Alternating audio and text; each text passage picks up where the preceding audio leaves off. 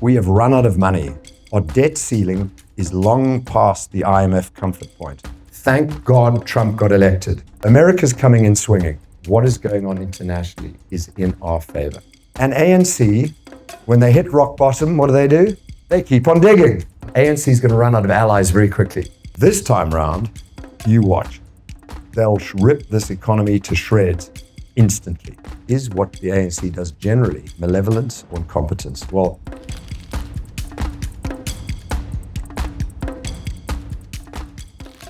thank you very much. And thank you everybody for this wonderful evening, and congratulations to the Hermanus Business Council. So I was at Black Magic coffee shop this morning, and I get up very early because I go to bed very early, and I ordered one of those delicious cheese and Marmite croissants. And when I looked at my cheese and Marmite croissant, I realized that I had become that jar of Marmite, because you either love me or you hate me. And I didn't want this career as a capitalist activist. That, by the way, the one-liner was capitalist activist, 3 holes in 1. That was it. It wasn't the other stuff.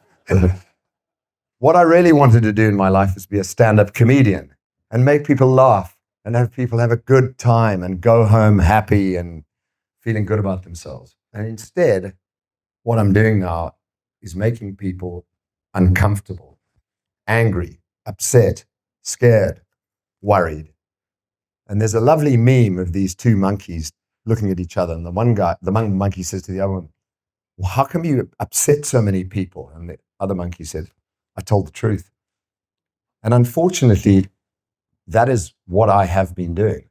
I've been telling the truth. And the lovely lady at Black Magic this morning said, can you give me some advice on my son? He's 23, he's in London, and I want him to come home to South Africa. And my initial answer, without even asking more, was to say, tell him not to. Because I'm not very hopeful right now. I'm not very hopeful about this country. I think we're in a very bad state. And it's so wonderful to be in Hermanus. You know, my dad's turning 99 this year, mum 92. They're in the house, they're pottering around. It couldn't be better.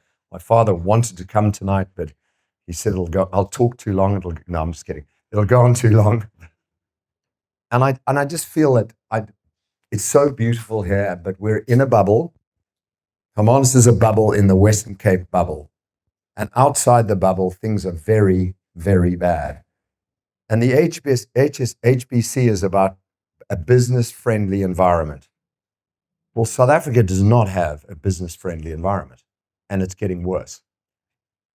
But I think as a Marmite person, and I was at a drinks with some friends we hadn't seen in ages. My wife and I said, we've got to go and see them. We haven't seen them in ages, invited us for a drink. So we went up for a drink. And they said, we didn't see you at the party last Saturday. And I said, well, I wasn't invited to that.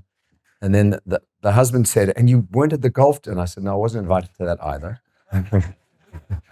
And so it goes. You know, I have been deplatformed.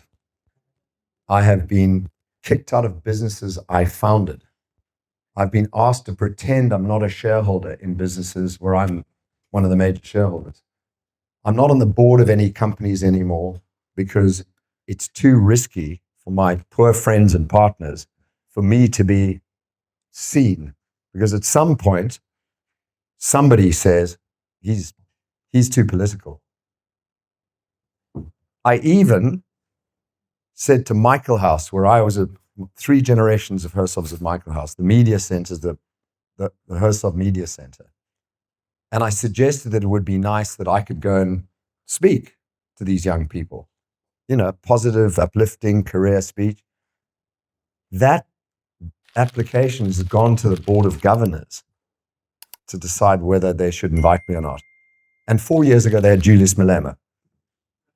So that's the point that I've reached. That's the point that I've reached. But it got worse 2 hours ago. It got worse.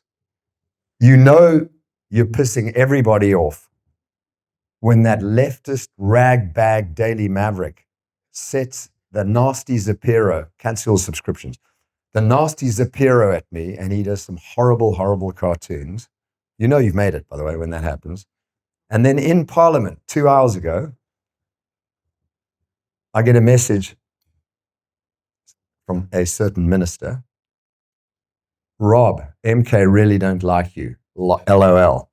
And I go, what do you mean? He goes, I'll send you the clip, which I shouldn't have listened to before coming here, because often how I speak is dictated by the mood I'm in when I get up here. A certain MK member of Parliament, the Honourable Douglas, anyone heard of him? Mentioned their impending treason charge against Afri Forum and Rob Hersov. Cully Creel didn't even get his name mentioned, but I did. And if you want to kill my mood, Sid Zapiro and the MK after you. So here I am.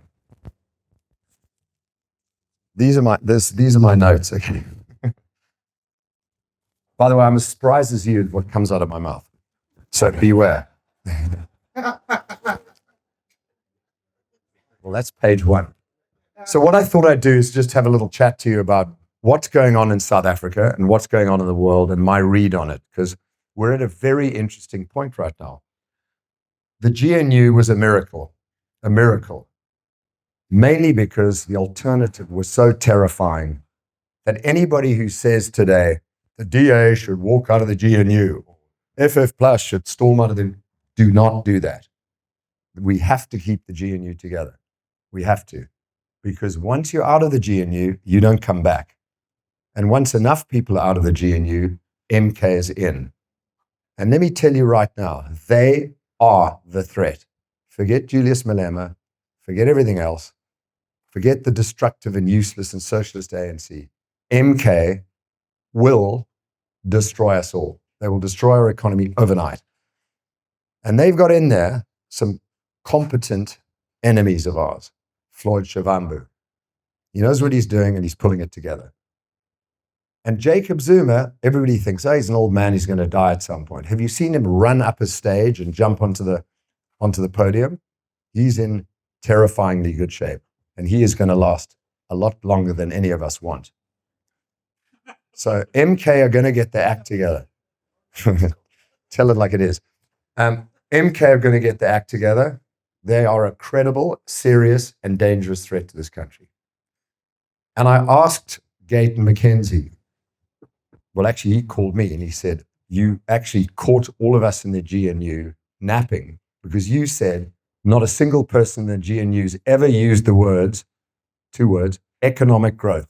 Not one of you said economic growth. What the hell are you doing in the GNU? And Gayton said, you're right. He said, we have 3 priorities. 1, keep MK out. 2, safety and security. 3, economic growth. And we haven't got to number 2 and 3 yet. All they're trying to do is keep it together and keep MK out. And if you blame the DA and Patriotic Alliance and IFP and FF Plus for not standing up harder against Bella, NHI, and EWC, it's because they're looking in the rearview mirror all the time at MK. And they don't want to have to say, we're walking if you sign that bill. Because if they walk out of the GNU, pack your bags. And that I mean, because this time round, Jacob Zuma knows exactly what he's doing. The first time round, and he was the worst president any country could ever want, he didn't steal very much himself. The Zuma family did not end up stealing very much money. They let everybody else steal. The Guptas and tons of cadres stole this country blind. But the Zumas themselves didn't actually end up with that much money. And that I can tell you for sure. But this time round, you watch. They'll rip this economy to shreds instantly. So, yes, DA should stand stronger, Patriotic Alliance. But they're looking in the back mirror at this terrifying MK. And let me say something about expropriation without compensation. You know what's coming. The cliff path goes through Molligren and in front of our house on private property. But for public interest, the words used in EWC, our family stepped back and said, the path is probably a good thing. We're not going to fight against it anymore. And in public interest, we said, that's okay. And we gave up. Clinton's still nodding his head. He knows it's true. But all of you allowed expropriation without compensation in front of Mulligan and in front of our house, anyone who donated to the Cliff Path. But we're okay with it, okay? But the real expropriation without compensation was almost the straw that broke the camel's back. What actually did it was the budget. Everything was building up. And when the non-ANC members of the GNU stood up and said to Enoch Gonaguana, who, by the way, pretends that it was just him that added the 2%, because in one of Alec Hogg's BizNews interviews, you were talking, Alec, about the brain trust in the ANC. And I laughingly said, there's no brains and there's no trust. And obviously Enoch listens to what I say, because he sent me a message saying, there was no brain trust decision. It was my decision entirely. But what he's really doing is protecting the ANC. He's taking it for Cyril. He's taking it for the ANC. They knew exactly what he was doing. So we've come to a point now where March the 12th, the final day of the BizNews conference, we're going to hear the new budget. And I'm hearing they're going to try and tack on a 0.75% increase to VAT, no wealth tax. But what else? Because if the ANC is not going to mention any spending cuts, we have run out of money. Our debt ceiling is long past the IMF comfort point. We have run out of money. The taxpayers can't handle anymore. The country is uninvestable. FDI is not coming in. And if they don't start to change direction, ANC and rest of GNU, away from socialism, away from racist policies, we have 140, everyone calls them racially based laws. We have 140 racist laws, racist, anti-white laws in law in this country. Let's not dance around it. Unless this changes direction away from racism, anti-white racism, away from socialism, and away from these lunatic policies the ANC is trying to push through of NDR, RET, and which MK and EFF will do way, way worse, we're in serious trouble. And that's the internal dynamics of what's going on in South Africa. So March the 12th is a key point. We'll find out where this government's heading. And cost cuts are so easy. R.W. Johnson mentioned that South Africa has the second largest number of embassies of any country in the world. I mean, do we have embassies in Bolivia and the Comores? We probably do. And what is an embassy? It's a retirement villa for ANC cadres. If we cut half the embassies, it will save us. R.W. Johnson gave a number, Alec, what was it? 60 billion or something. Sell off the land. That's one easy saving. Or ban international travel to conferences for all these lunatics that go to brand conferences and yah-yah conferences. They're a very easy way to cut costs. But basically, the costs being cut are the donations to cadres and ANC voters, as is the social grant. And I was asked by a State Department senior ranking man who was in town, could I come chat to you, want to get some advice? And he asked me a question. He said, South Africa hasn't re-signed the fisheries deal, hasn't re-signed the AGOA deal. Do you think it's incompetence? They don't know how to fill out forms? Or is it malevolence, pure evil? And I thought, that's a good question. Is what the ANC does generally malevolence or incompetence? Well, it is malevolence that's grown out of the original ANC manifesto. But there's a huge amount of incompetence. And the reason Leon Schreiber has been able to fix the 40,000 outstanding visas in a matter of 4 months was because they had incompetent people in Home Affairs who didn't know how to deal with them. They just pass it up and pass it up. And eventually, Aaron Useless Mozzoletti had 40,000 visas sitting on his desk that he had to process. And that's what happens. You have incompetent people at the middle level, the cadres that are replaced, competent people, and everything gets pushed up to the top. or just gets filed somewhere because they don't know what to do with it. So malevolence and incompetence. So South Africa is in a mess. And if you look at the 30 years of ANC rule, every single metric, see, no one's laughing, it's not stand-up comedy. Every single metric has gone the wrong way. Education is worse. They just lower the pass rate to pretend they're getting a better results. Healthcare is worse. Everything is broken and we've run out of money. So that's the internal disaster. And March the 12th will tell us a lot. But what's happening internationally?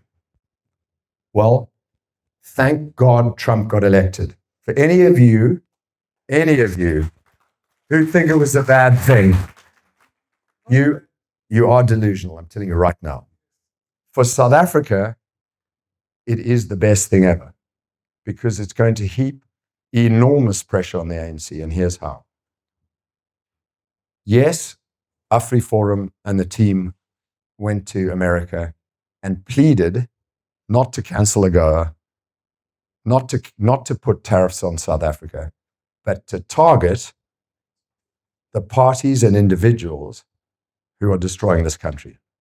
So do direct targeting on the terrorist list, on the freeze your bank account list, on the no travel list. And America can really make your life miserable. If you're on those lists, it's very hard to travel. It's very hard to wire money because if any American institution is involved, even as a third party, that money is locked up. So that's what AfriForum was calling for. Like, don't hurt South Africans, hurt the people that are racist, hate speech, corrupt, evil, and taking money from Iran. And that's what AfriForum asked for. And I agree with them. I think that is the right strategy. And that is why MK want me on the treason list. And if that's treason, I'll take it.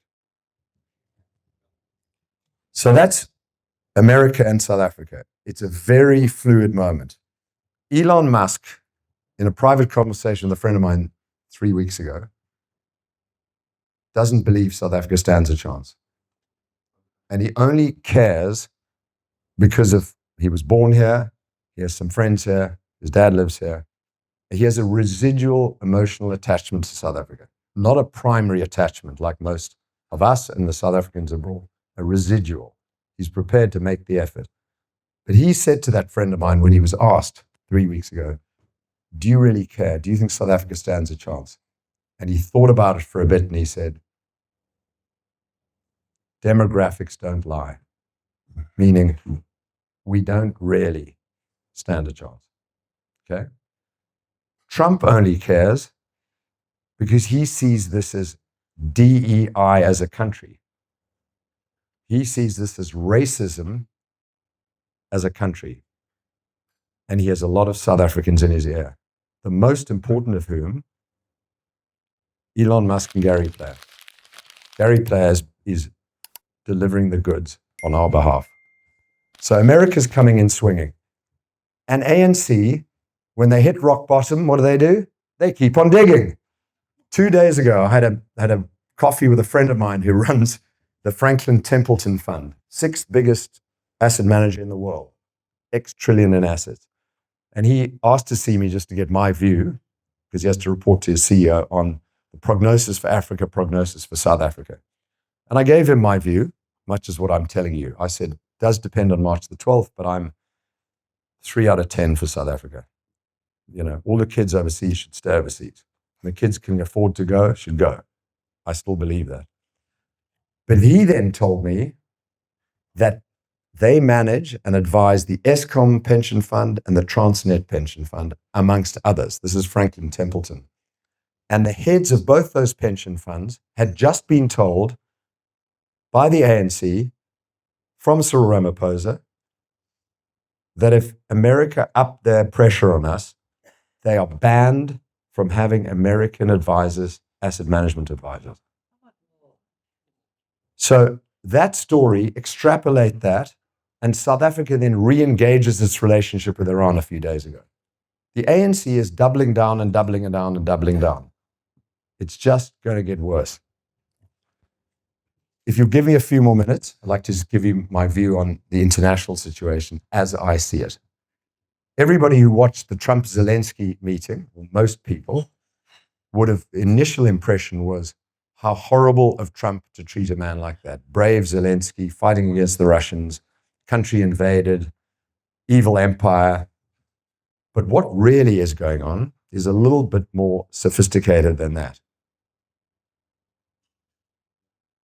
From America's perspective, Russia is not the great threat. Russia is not the threat at all. Russia is actually weak, its economy is on its knees, and its military has only managed to capture 13% of a small neighbor, Ukraine. How's that for a military threat? Russia has real issues, but they're allies with China, North Korea, and Iran. So from an American perspective, peace is essential, regardless of what Ukraine has to give up. From an American and world security perspective, and Zelensky's going to have to take it. Europe has to stand up and defend itself. Why should America have hundreds of thousands of troops in Europe defending the Europeans who refuse to pay their share in defense? Europe is a socialist, lazy, pathetic, economically slow morass. And they deserve to get off their asses and fund their own defense budget. Why should America do it? And I agree with America. America's big threat is China.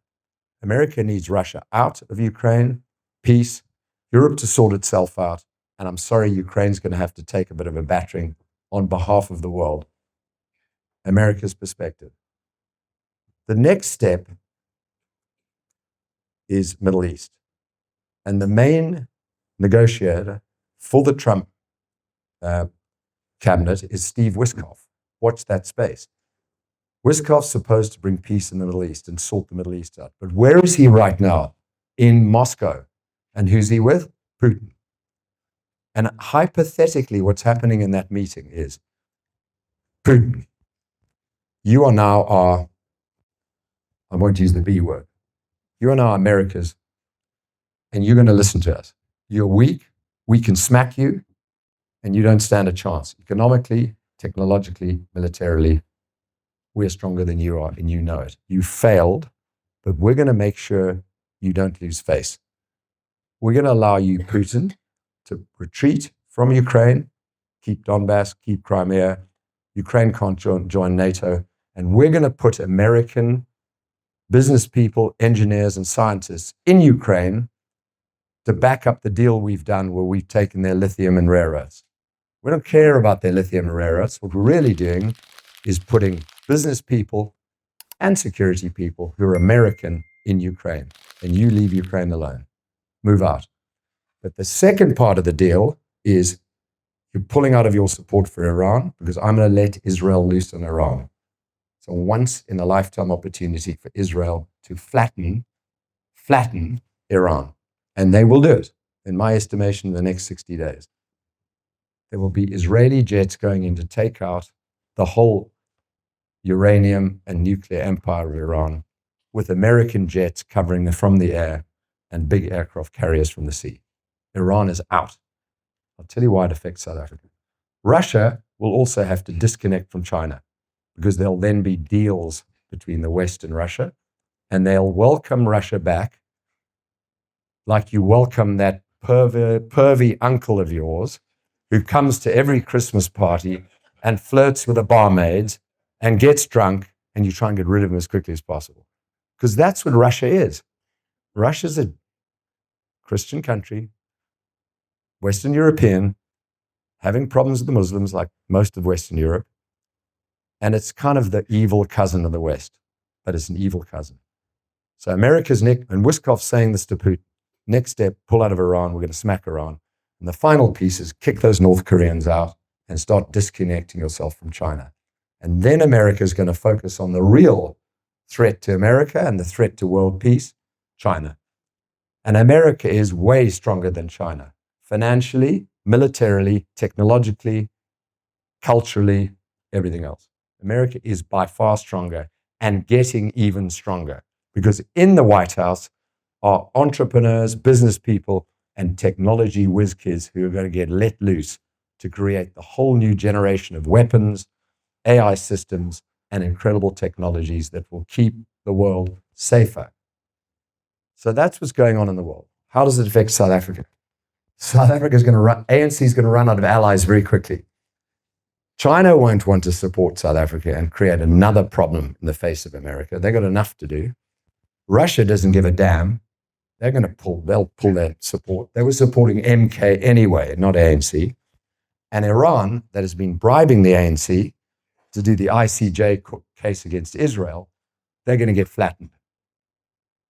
ANC, MK, EFF are going to run out of arms they can run to. They have no allies left internationally. And then America will turn its focus on South Africa. Whether we'll see the USS Nimitz parked off the Durban port, you can lie in bed and dream about that. But I think the one chance we have of saving this country, getting rid of the ANC, and putting the MK and EFF where they belong, I'll let you think about where that is the external situation, not the internal. We're losing the internal situation. We are frogs boiling in a pot, and it's getting very hot right now. But the international situation is swinging in our favor, and it would not have happened if Obama and Biden had been in power. Biden being the sock puppet of Obama. So if I want to end this with a little bit of hope, it's that what is going on internationally is in our favor. The world is swinging away from the woke left, from this nonsense about net zero, from all the wokeism and DEI and CRT, to a world of common sense. And Alec Hogg said a very wonderful thing when we were at the ARC conference 3 weeks ago. He said, Warren Buffett's Obama annual meeting is a festival of capitalism. This ARC conference is a festival of common sense. I thought it was beautifully put, Alec, and it really was. So the world is swinging back to center right, and South Africa is going the other way. But hopefully that'll change. On that note, I'm going to start getting into stand-up comedy. I'm going to try and make people smile. And don't tell my wife about this MK thing today. She doesn't know.